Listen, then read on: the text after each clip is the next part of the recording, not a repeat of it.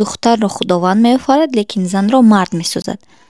чаро баъзе духтарон пас аз издивоҷ ҷигар мешаванд? Дар ҷомеаи мо бисёр вақт мешунавем духтар хуб буд, вале баъд аз издивоҷ дигархел шуд, ду фарзанд тавлуд кард, рафтораш тамоман дигар шуд. Духтар вақте ки ба шавҳар мебарояд, як марҳилаи навро оғоз мекунад. Ӯ дигар танҳо духтар нест, ӯ ҳамсар ва модар мешавад. аксар вақт занон пас аз издивоҷ на аз рӯи хоҳиш, балки таҳти таъсири муҳит тағйир меёбанд. мард мисли оинаи ҳамсараш аст. Агар мард муҳаббат, эҳтиром ва ғамхорӣ диҳад, зан шукуфо мешавад.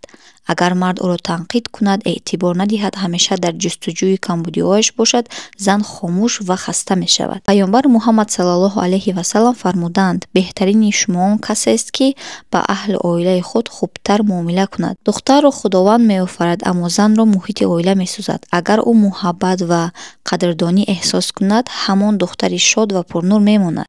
мардон, бо занони худ меҳрубон бошед ва шумо маликаеро дар хона хоҳед дид.